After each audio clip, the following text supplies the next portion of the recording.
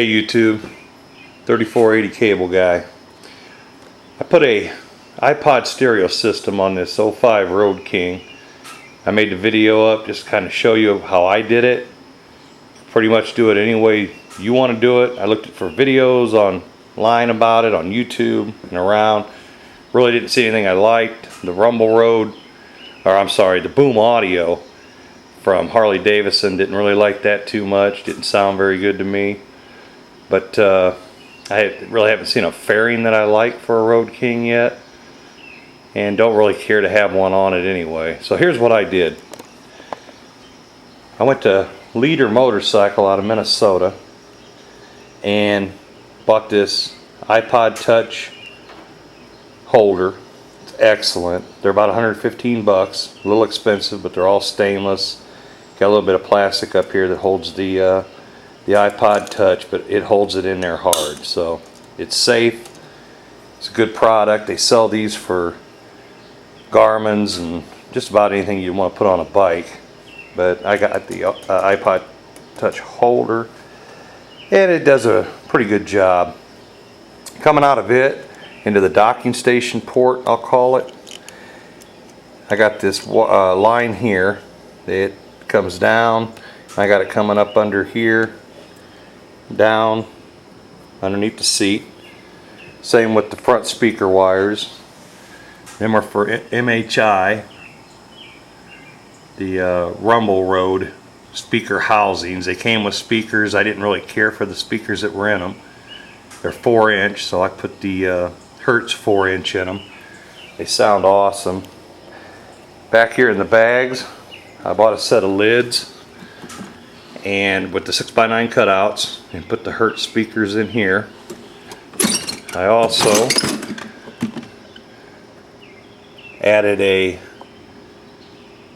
Soundstream Picasso Nano amp in this bag on the left side, and it does a really nice job. It's 60 watt by 4, powers this system beautifully, no problem there. I did put the Hertz ECX 6x9s back here. I got the lids from Bagger Audio, and if you're in Central Illinois, I had Glenn's Auto Body in Bellevue paint them. That's who takes care of our local Harley Davidson shop.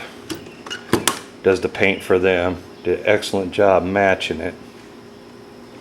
Now if you're going to use a iPod Touch and you're going to use the docking station, there's two ways you can do it. You can use the 3.5mm plug and you'll have volume control through your iPod. If you use the docking station, supposedly, I don't know, you get better audio out of it, but you lose your volume control through the iPod.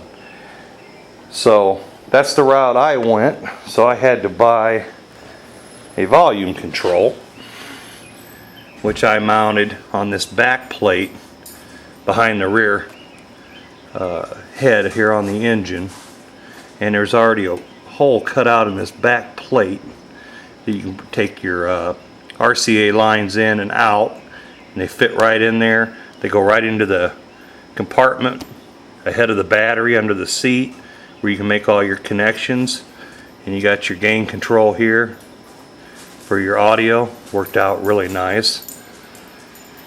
These front speakers that I was telling you about earlier, the Rumble Road, they match the bike really well. They're pretty nicely built. They match my lights here on the front, just chrome round, a little bit bigger than the lights, but they almost look like they should have came on the bike from the factory. So that worked out real well. And I'll show you a little bit here of what we did. This is the instruction manual for the Rumble Road Limited speaker system. You want to make sure you buy the Limited. That's a non-powered speaker. They do sell powered speakers, but if you don't use the Limited and you put another amplifier on there, you're going to blow those speakers. So if you buy that style to put on your crash bar motor guard, whatever you want to call it. You'll make sure that it's the limited speaker system. They run about 160 bucks. The cable I use from the iPod, I got on eBay for I think 7 or 8 bucks. It's got your left and right audio, RCA. It's got a positive and a negative wire for your charging. So you can hook it up to the battery. Personally, I put in a toggle switch. That way I can control when it's recording, not recording, excuse me, when it's recharging and when it's not. My volume control, same thing. Basically they're called amplifier level controllers. I call them volume control. And you got a left and right in, a left and right out. Simple as that. You take the 2 wires coming from this cable, you plug it in the end, you get a 3-foot pair of RCA audios. You run them on the output of this to the input of your amp. You're ready to go. The speakers that came with the Rumble Road speakers, or the speaker housings, they're pretty good. When I say pretty good, they don't hold up to Hertz. I put the Hertz 4-inch in there. They do have to be trimmed. And Hertz just happened to, on this metal flange on the speaker, put a perforated line right here. Take a pair of tin snips, cut all 4 corners on this.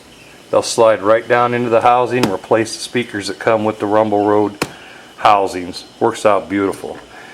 Those are about 150 bucks for the 4-inch, but the sound quality and the sound difference is amazing. These sound much better.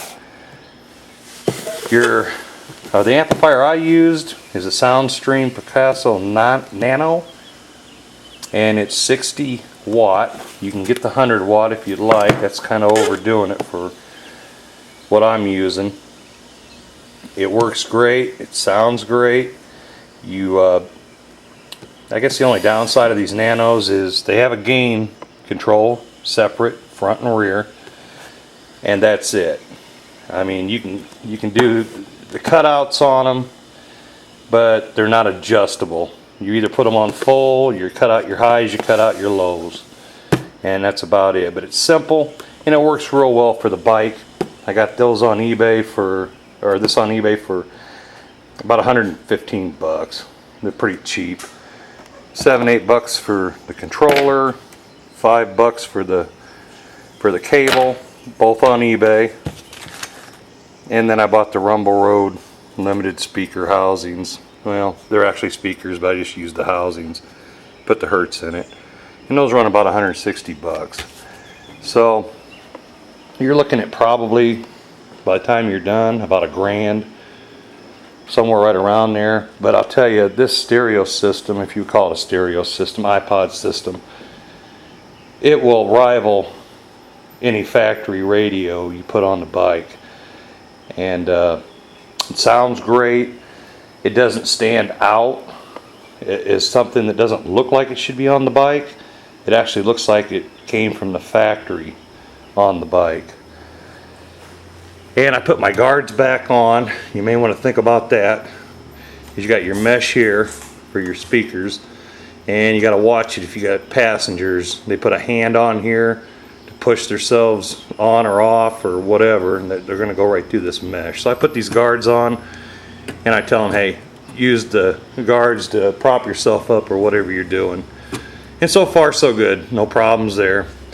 I did put, like I say, a switch in back here, a toggle, round toggle switch, and that's these lines here go to my red and my black underneath the seat for charging the iPod. I don't think it would probably hurt to leave it charged all the time. I don't know, so I wanted to be able to control that. All your wires, you got to watch this. All your wires going up underneath the seat to that compartment where everything ties together.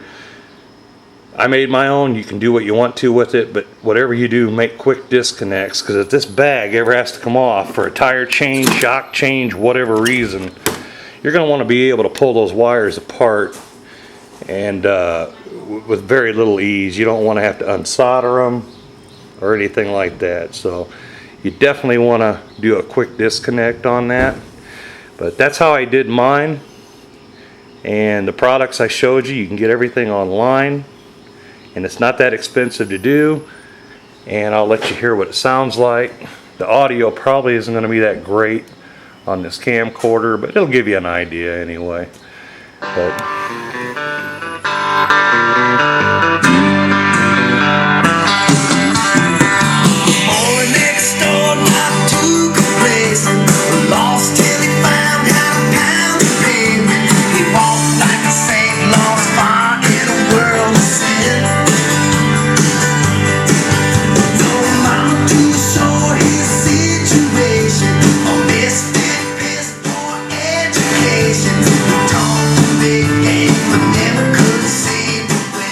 might want to get used to this, where this is located on here if you're going to hide it.